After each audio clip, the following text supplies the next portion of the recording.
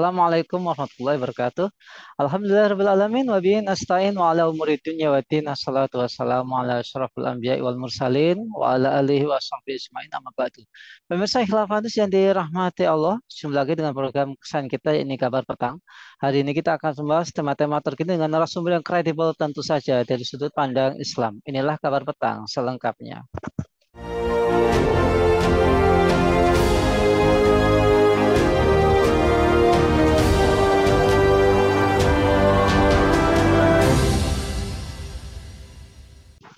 Pemirsa, KPU resmi menetapkan Capres dan Cawapres nomor urut 2, yakni Prabowo Subianto dan Gibran Raka Buming Raka sebagai pemenang Pilpres 2024.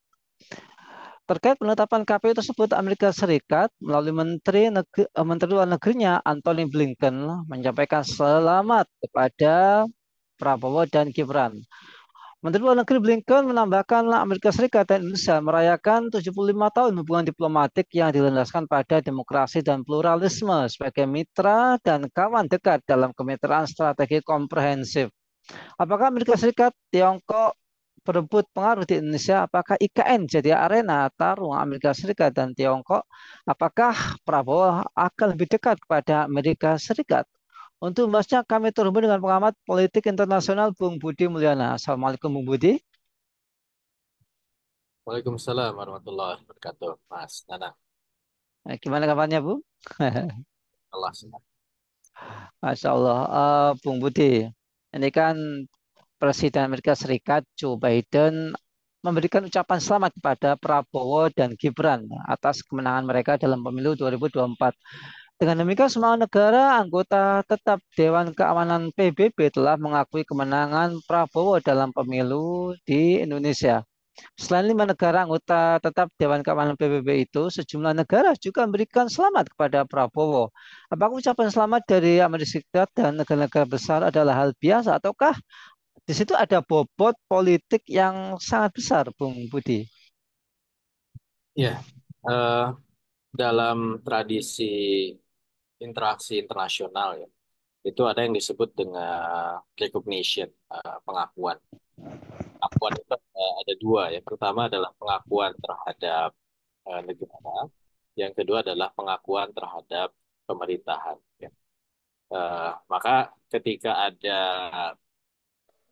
semacam proses pergantian elit, ya, pemilu terpilih eh, apa namanya pemimpin yang baru gitu atau dilantik pemimpin yang baru, maka menjadi suatu hal yang lazim dalam kebiasaan internasional itu negara lain itu memberikan pengakuan atau recognition.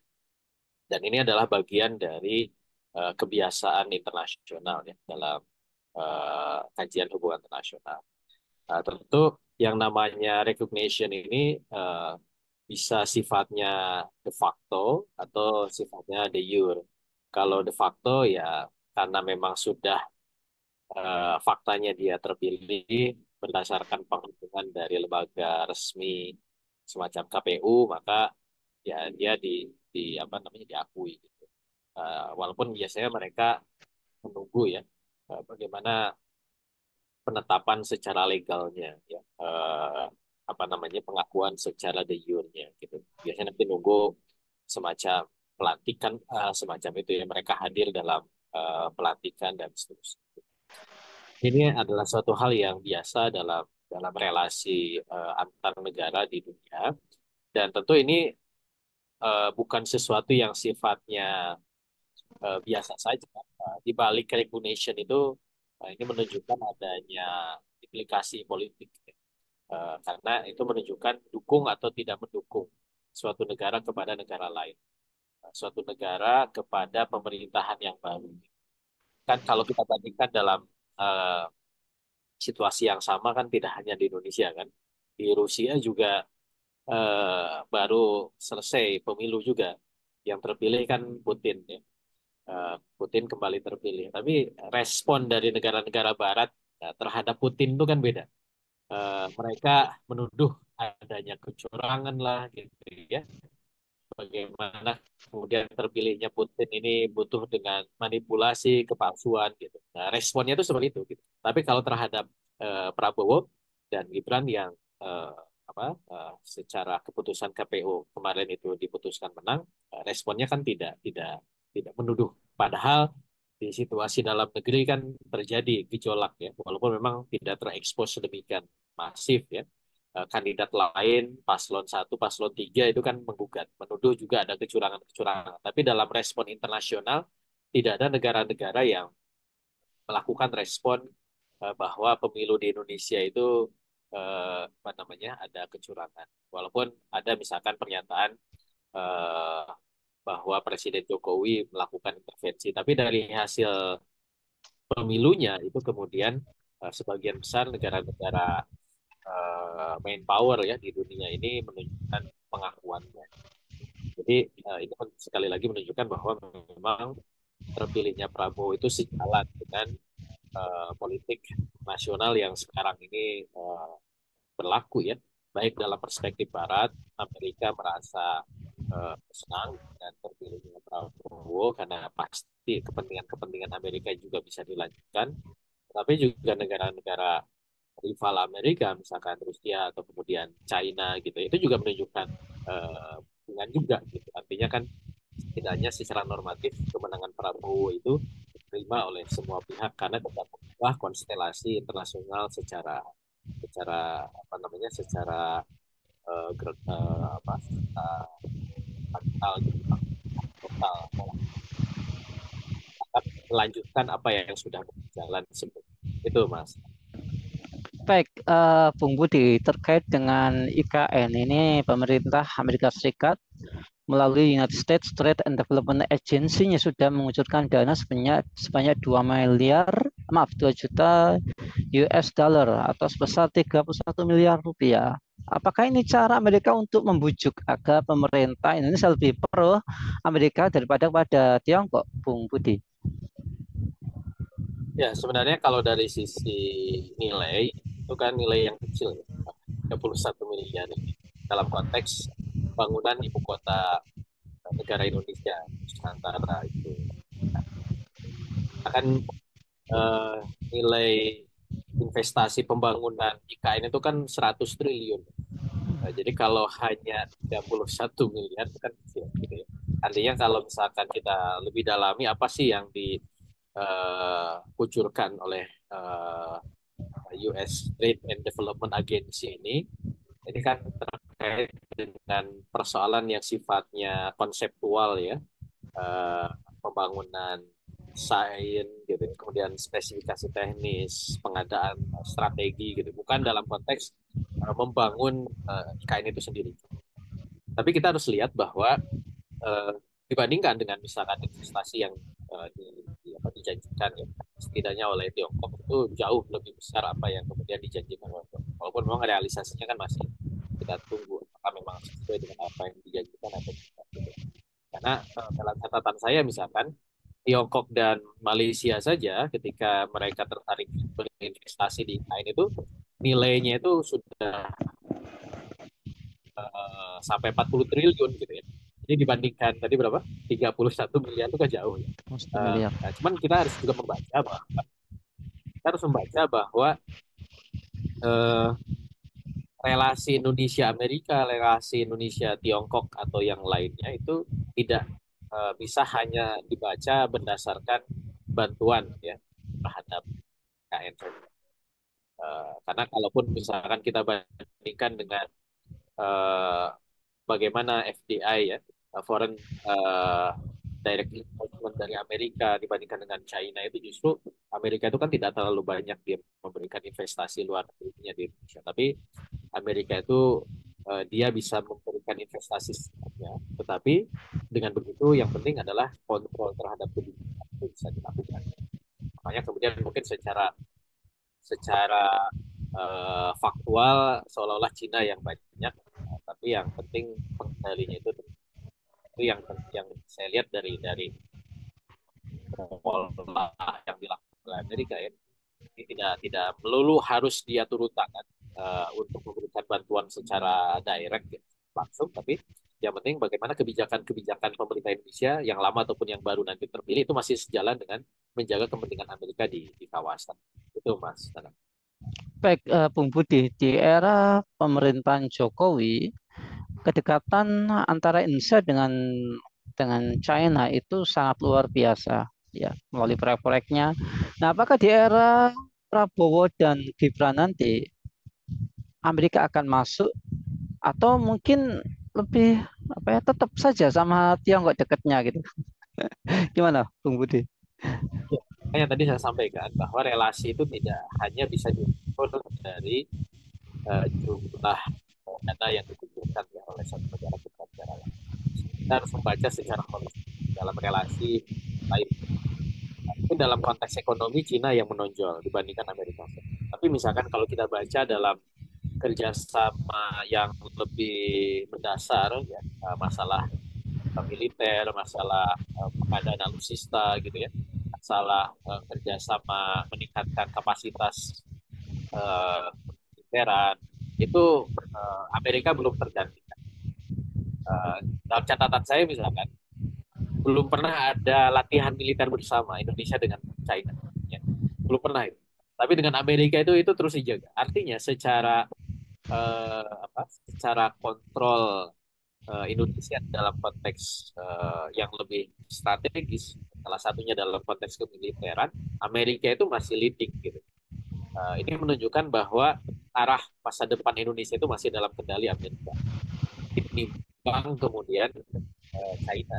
Bahwa China mencoba penetrasi masuk itu masih dalam konteks yang berada dalam koridor yang disetujui oleh Amerika Serikat. Karena Amerika memang dia tidak mengedepankan tadi bantuan-bantuan yang langsung ya ekonomi dan kalaupun dia harus masuk itu ke dalam konteks yang lebih strategis, misalkan penguasaan tambang emas di Freeport itu kan tidak boleh diganggu gugat gitu ya, atau misalkan terkait dengan eksplorasi minyak gitu. Itu juga satu hal yang terbuka oleh Amerika. Tapi untuk hal yang sifatnya infrastruktur, Amerika kan tidak pernah banyak terlibat dalam konteks hal yang semacam itu. Kalau terlibat, dia mungkin menggandeng semacam World Bank atau mungkin mendorong dengan sekutu yang lain ya, yang kemudian bisa membantu Indonesia dalam konteks perekonomian gitu. Jadi kalau pertanyaannya apakah kita akan bergeser dari China ke Amerika, sebenarnya tidak ada pergeseran dalam konteks relasi Indonesia dengan negara-negara besar ya. Sejak Orde Baru sampai sekarang Indonesia itu dalam kendali Amerika. Ada hubungan yang merenggang pada saat reformasi, tapi sekarang kembali dalam situasi yang sama. Dan ketika Jokowi naik pun 10 tahun yang lalu itu tidak mengubah situasi itu. Seolah-olah saja bahwa China yang menonjol. Tapi itu hanya dalam konteks tadi pembangunan infrastruktur dan seterusnya. Dan seterusnya memang dalam koridor yang disetujui oleh Amerika.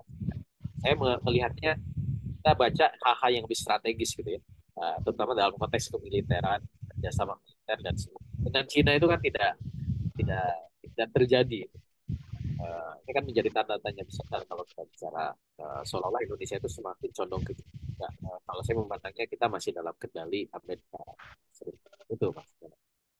Baik, Bung Budi, Amerika Serikat ini sangat kekeh gitu ya untuk menjalin hubungan diplomatik di Asia Tenggara, terutama hubungan bilateralnya dengan Indonesia.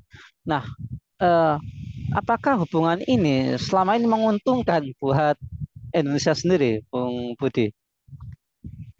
Ya, tentu perspektifnya kan kita harus lihat bahwa Indonesia itu negara yang menjadi apa namanya pihak yang subordinat dibandingkan Amerika Serikat. Amerika negara adidaya, Indonesia negara yang independen aja enggak gitu ya kalau kita klasifikasikan.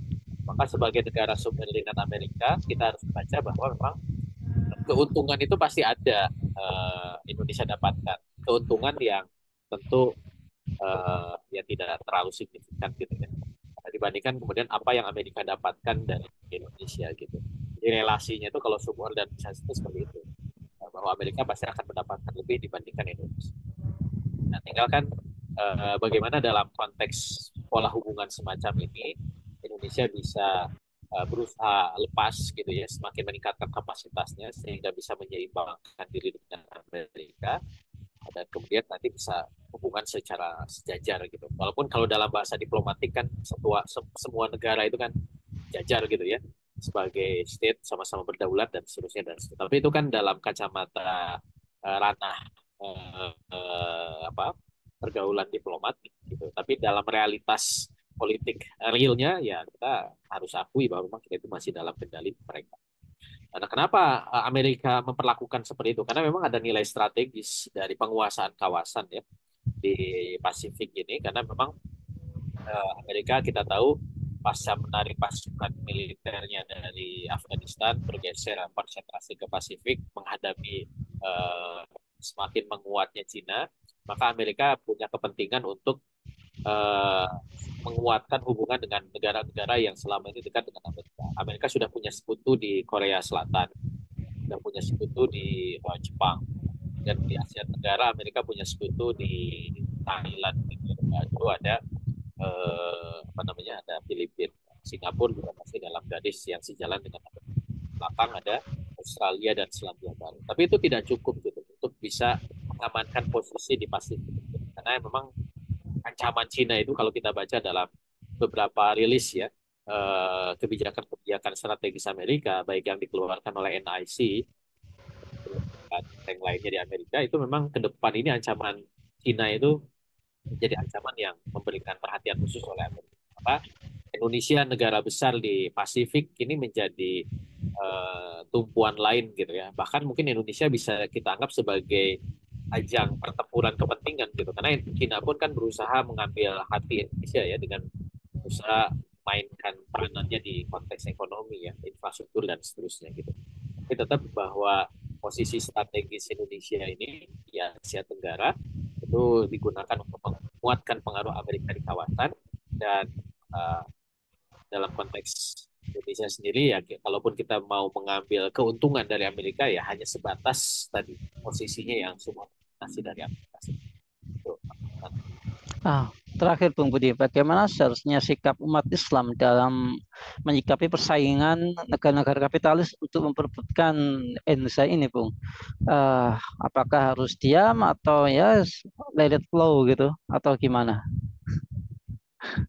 Ya, itu yang kita prihatin ya, bahwa kita Indonesia negeri Muslim terbesar di dunia, punya potensi yang sebenarnya sangat besar potensinya. Nah, cuman kan masalahnya posisi kita ini masih menjadi posisi yang tadi saya sebut sebagai subordinasi dari negara-negara besar gitu. Nah, catatan penting bagi Indonesia adalah bagaimana kita meningkatkan kapabilitas negara. Tidak hanya kita naik menjadi negara yang independen, punya pengaruh ya mulai dari level kawasan sampai mungkin nanti level Asia naik di level dunia dan pengaruh itu pengaruh yang real gitu ya bukan pengaruh atas dasar kepentingan negara besar atas Indonesia gitu. Maka memang disinilah penting umat Islam itu punya kesadaran politik ya, kita itu tidak lagi menjadi negara yang perpanjangan tangan kepentingan negara asing.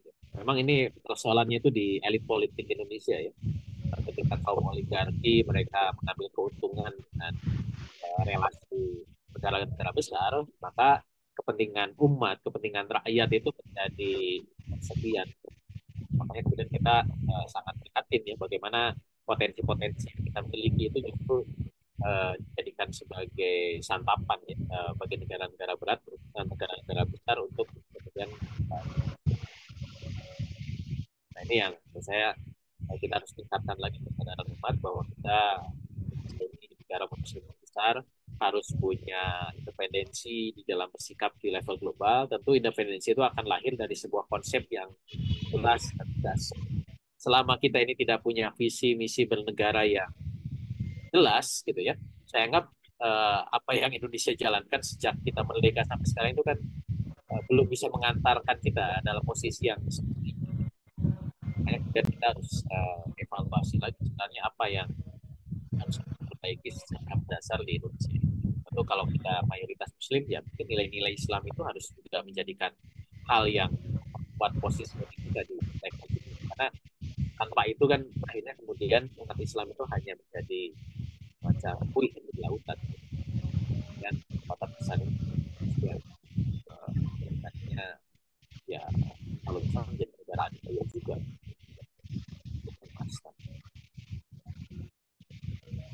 Baik, Terima kasih Bung Budi atas penjelasannya. Semoga menjadi sebuah masukan dan sebuah gairah tersendiri bagi kita semua untuk menyelamatkan Indonesia dari cengkeraman negara-negara kapitalis. Semoga Bung Budi keluarga senantiasa dalam perlindungan Allah dan keluarganya dijadikan keluarga yang sakinah, mawadah, warahmah. Amin ya rabbal alamin.